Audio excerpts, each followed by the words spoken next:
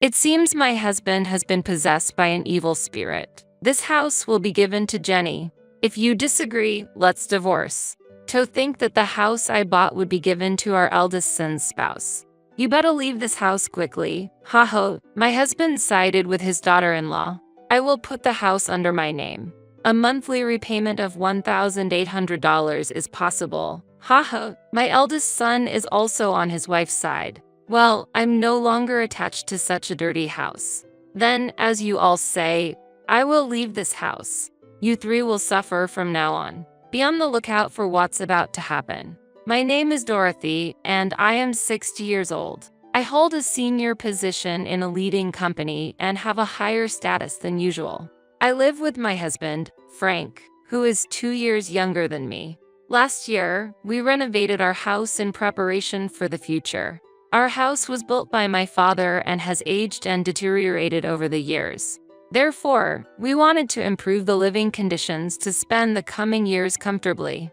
However, considering our age, the monthly repayment amount is somewhat high at $1,800. But since I am an executive at a large company, the chances of passing the loan screening are pretty high. Frank works in management at a medium-sized restaurant but earns less than me, so the loan is more likely to be approved in my name. My salary alone makes it difficult to continue with the house loan. This house, originally belonging to your father, is currently registered in your name. I'm sorry, but could you take on the full amount of the loan? In return, I will contribute more to the household than before. After such a discussion, we decided to renovate. The renovated house has become more comfortable to live in, almost like a different place. It's very pleasing to know that by renovating the house I've lived in since childhood, I can continue to live here for a long time. I never imagined that the day I would leave this house would come. It was sudden. My cell phone vibrated. I'm getting married. My son Steve told me over the phone. Steve is 31 years old and works as a middle manager in a leading company. My eldest son, who has always been an excellent student, devoted to his studies and club activities, has continued to be enthusiastic about his work as an adult. That might be why I have never heard about his romantic relationships. I was very curious about the woman he was considering marrying. I wonder what kind of person she is. If Steve chose her, she must be charming. However, I'm worried that Steve, who has little experience in love, might be taken advantage of by someone with ulterior motives. I was filled with excitement and worry about meeting the woman my son brought home for the first time. Then, the day of the first meeting arrived. A woman with brown hair and a white chiffon dress, exuding purity, came to visit. I'm Jenny, please take good care of me. She was polite and charming, making for a likable first impression. I'm honored to meet you, father and mother. She smiled, showing her sparkling white teeth. If it's her, I can entrust my son with ease. I felt this way, and it seemed Frank shared a similar opinion, showing a smile. She's a wonderful girl. When Frank murmured that, she said, I'm so happy to hear that from you, Dad. I look forward to getting along with you. Gripping Frank's hand tightly and looking back at him. What's happening? Her intimacy surprised me, and I was a bit bewildered. Steve seemed surprised as well. However, a complex expression appeared on Frank's face. It wasn't jealousy, but it wasn't a comfortable feeling either. What are you doing? I asked, wishing for her to avoid such actions for my son's sake. She panicked. Oh, I'm sorry. I shouldn't have done this upon our first meeting. And quickly apologized, withdrawing her hand from Frank's. I'm often told that I don't understand personal space. It's not intentional, but I'm truly sorry. It seemed like it really wasn't intentional. Still, I was somewhat surprised by her actions, considering I initially had a good impression of her. However, Steve truly loved her. Yeah, Jenny might have a strange sense of personal space. Haha, but that's part of her charm. I'm not good at talking with women, but she approached me proactively. That's why we could become so close and consider marriage. I didn't expect Steve, who is usually passive towards the opposite gender, to change so much because of Jenny. Please take care of Steve. despite various emotions. If she is a good person, everything will surely be okay. I accepted their engagement. Afterwards, things progressed swiftly, and within a few weeks, they had officially submitted their marriage registration. I wished for the best for their future happiness. One day, half a year after they got married, I'm home. Huh? When I returned from work, there were unfamiliar women's shoes at the entrance. Stepping into the living room, I found Jenny. "Oh, Mother, welcome back." The table was littered with empty cans and bottles of alcohol. It seemed they were enjoying some drinks. "What's this?" I wondered about the two of them having a party without Steve. I happened to meet Jenny on my way back from work. We talked about wanting to get closer, so we decided to drink together. But since it was before payday and money was tight, I suggested drinking at home. Why have a party at home? It would have been ideal if Steve also joined, and we all could have had fun together. I don't want to intrude on the newlyweds, but it would have been better if we gathered at Steve and Jenny's place. I tilted my head and answered, "Indeed, we could have done it at our house, but the beauty of this residence is exceptional, and our place is a bit messy right now." Jenny's speech was unclear. She was slurring her words, clearly quite drunk. Hearing her normally precise speech become lax under the influence of alcohol was unexpected. But what was the reason for enjoying the alcohol just between the two of them? "Why didn't you call Steve?" I found it unusual for a daughter-in-law to come to her in-law's house to drink, especially during the honeymoon phase.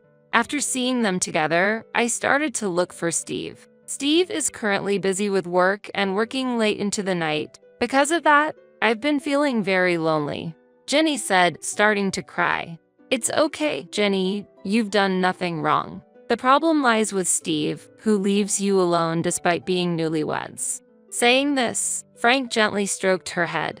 "What? Father, what is this situation? I feel increasingly uncomfortable." "Look, Frank, Jenny is Steve's wife. It's wrong to do this, especially to Steve." I scolded Frank for his excessive behavior. And then, suddenly, "Oh, don't be so harsh on Father." Jenny stood up for Frank. "What?" I reflexively uttered in surprise, confused by her statement. I had a lot I wanted to say, but the day's fatigue made everything feel bothersome. "I'm going to take a bath. Please clean up after yourselves," I said with a sigh and headed to the bathroom. Afterwards, I called Steve to explain the situation, and he replied that he would leave work and come to pick her up immediately. Jenny's behavior seemed very odd to me. However, the fact that Steve rushed over to get her showed me how deep his affection is towards her. But I couldn't shake off the feeling that their future domestic life might be somewhat troublesome. Reluctantly, I decided to give advice about their future life when Steve arrived. While lost in thought in the bathroom, quite some time had passed. Returning to the living room with a somewhat dazed mind from the heat, Steve should have already picked up Jenny, but oddly, despite coming by car, they both seemed to be enjoying alcohol. "Steve, you came by car, right? Why are you drinking?" I asked, to which Steve, appearing drunk and cheerful, replied, "Actually, Jenny told me to drink, and it turned out we're staying over tonight. It's good news that my son is staying over." However, the unexpected accompaniment of his wife was somewhat concerning. The decision felt quite abrupt. "What?" I was inwardly astonished, but Steve had already drunk alcohol. "Hey, Mom can drive you. It's okay." I didn't want the daughter-in-law to stay over. Despite feeling tired, I offered to drive them home. However, Steve said, "Come on, it's okay. You're tired too, right? Why don't you join us for a drink instead?" With an innocent smile. At that moment, I found myself speechless without any room for argument. Haha, huh? At that instant, a feeling of discomfort sprouted within me. Suddenly, Jenny looked at me with a smirk, as if her smile harbored some conspiracy. Could it be? It seemed like she was laughing at my puzzled appearance. "It's just my imagination, right?" I truly hoped it was a misunderstanding, but in reality, her plan had already been set in motion at that point. The next day, Jenny apologized deeply for her missteps multiple times. "I am terribly sorry," she said before leaving, and I felt like peace had finally been restored, overwhelmed by fatigue. But when I returned home that day, Jenny was there again. Steve was nowhere to be seen. Disheartened by the previous day's events, there was a change in her demeanor. "I'm sorry for the inconvenience again, but I really wanted to apologize in person," she said, handing over some sweets. "I too lost my composure yesterday. I'm truly sorry." Frank seemed regretful as well.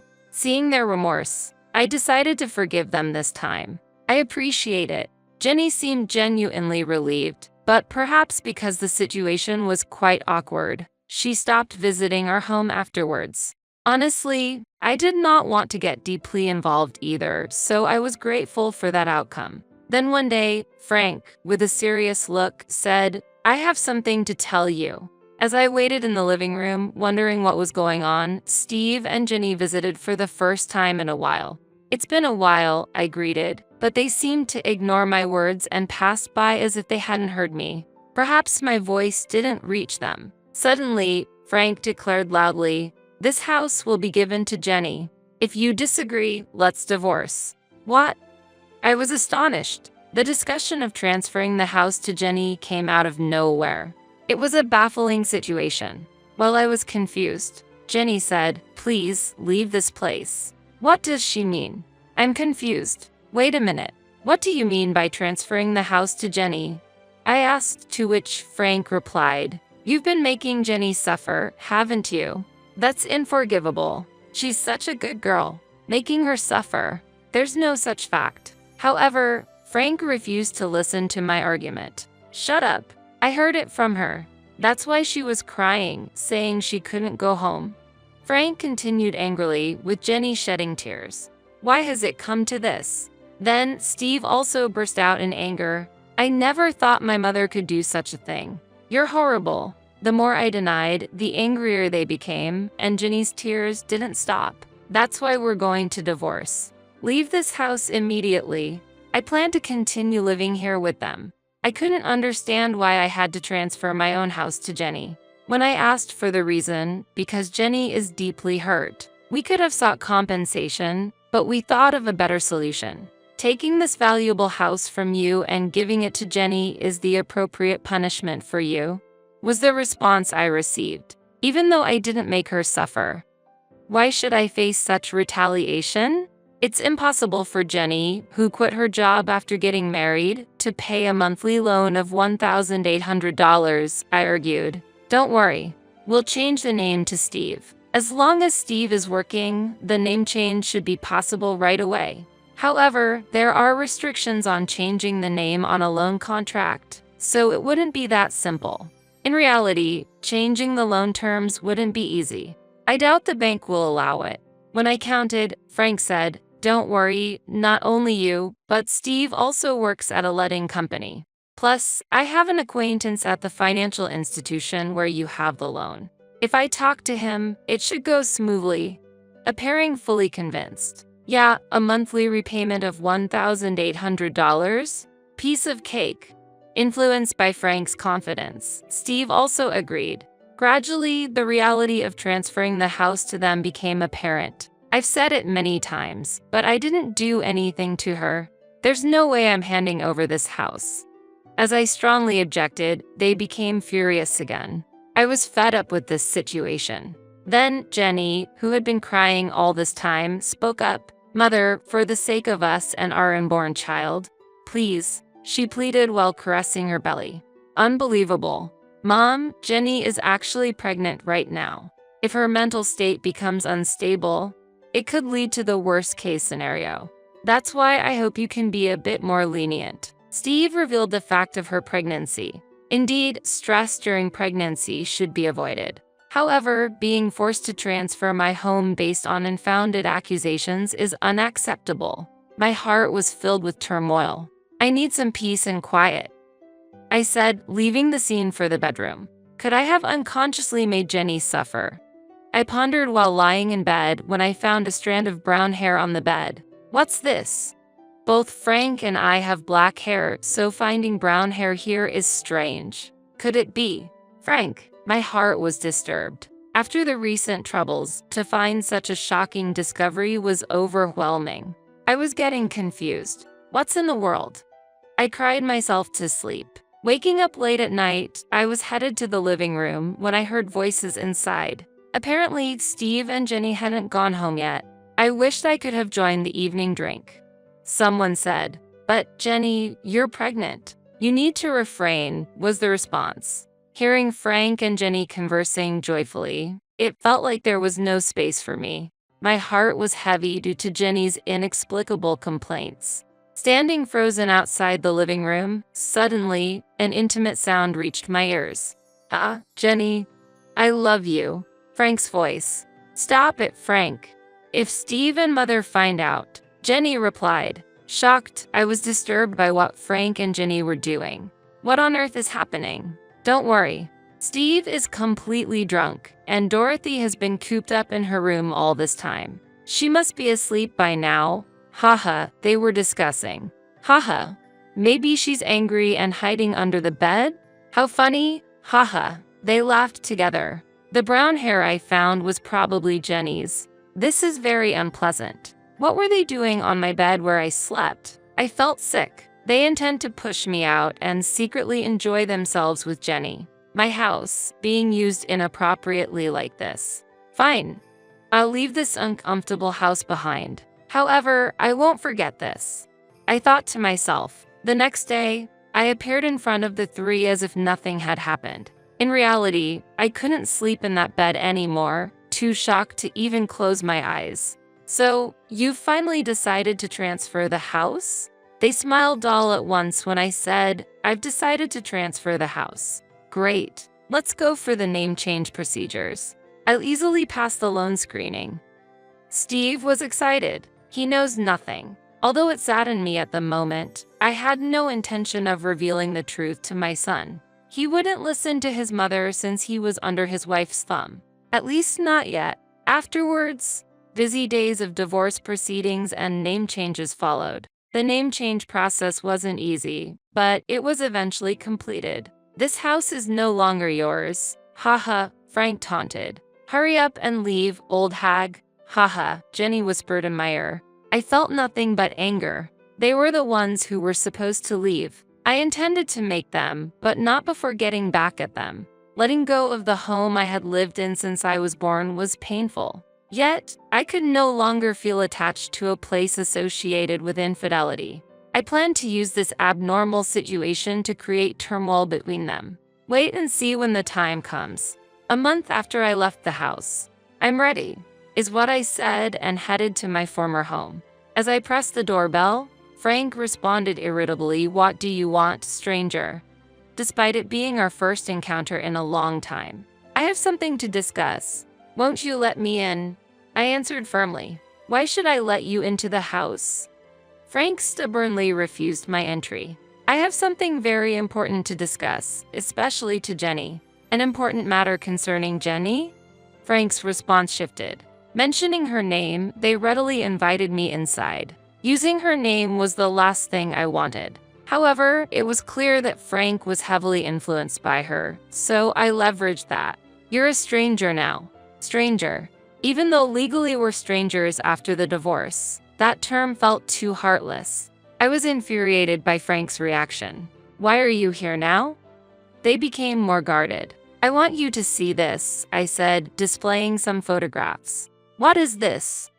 Their surprised voices filled the room. The photos were of Frank and her on a date, captured by a detective I hired to follow them after our divorce, recording their moments together. "Wait, what? This is..." Steve was unsettled. "So what? We're just daughter-in-law and father-in-law with a good relationship. Nothing more, right? Why would you take such meaningless photos?" "What do you want?" They insisted they were just close. "Really? Then what about this?" I pulled out my smartphone and played a certain audio. "I've always liked Jenny. Keep your voice down, or Steve and my mother-in-law will hear." Their voices and inappropriate sounds were recorded. "What's this?" On the day I discovered their relationship, I had secretly recorded their conversation. "You're just misunderstanding." Frank desperately tried to explain. "Misunderstanding? This is clearly a problem." Steve erupted in anger. Jenny just looked down. I pressed further. "Let me ask you, Whose child is in your belly, really? Steve's complexion changed. Could it be Dad's? He was lost for words. That's impossible. He always comes. Oh, she inadvertently confessed. You admitted it. You just said it. Their argument intensified and Frank and Steve got into a scuffle. Ouch! Jenny seemed to be in pain, which made them stop fighting. I seized the moment. Haven't I always said? I didn't make Jenny suffer. Did you lie to get rid of me, to convince Steve? Steve was shocked. No, I'm the worst. Why didn't I believe my mom? He blamed himself for being swayed by Jenny and doubting his mother. It's so clear now. We should talk about this. Steve raised his voice at them. Initially silent, with all this evidence, are you considering a lawsuit? Apparently, Jenny initially had genuine feelings for Steve. But upon visiting our newly renovated beautiful home before their marriage, she began to desire it. My family home was a bit run down, and I aspired for such a beautiful house. The interior was also quite lovely. She tearfully explained. Wanting the house, she decided to get closer to Frank, using opportunities when he returned from work to drink without Steve. The months she didn't visit the house, she became close to Frank, plotting to get rid of me. You could have just suggested living together from the start. When I said that, she remained silent before finally responding. I don't have a positive impression of mothers-in-law. My own mother and grandmother were always fighting, and my grandmother constantly bullied my mother. So, I wanted to avoid living with my mother-in-law. Getting rid of you was the only solution to live comfortably in a beautiful house. If she had such an image of a mother-in-law, she wouldn't want to live together. But to go as far as taking my husband. However, how did Frank perceive this situation? I knew I was being used, but I fell for her the moment we exchanged greetings, shook hands, and she smiled at me. Despite knowing he was being used, Frank fell in love and decided to abandon me to keep her by his side. You guys are really unforgivable, Steve said as both of them looked down, tears streaming down their faces. Steve decided to get a divorce. DNA tests on the newborn confirmed Frank as the father. I won't be paying child support, he declared, demanding alimony from them. I made a similar choice. I never thought I'd be demanding alimony from my own father. I gently patted Steve's head as he sobbed. Our lives were thrown into chaos because of a foolish woman's actions. However, the life that got thrown into chaos the most was her own, which she would regret forever. My prediction was spot on. 2 years later, she chose to continue living with Frank in a de facto marital relationship, claiming it was for the child's sake. And to work and raise her child, she had to leave her newborn at daycare. Today, Grandpa, Dad came to pick you up, huh? She seemed to attract attention from other mothers at the daycare. While the children played well together, she felt lonely not being able to make any mom friends. Additionally, when she explained her divorce and relationship with Frank to her parents, they got furious, directing their anger at Frank too. Now, she is estranged from them.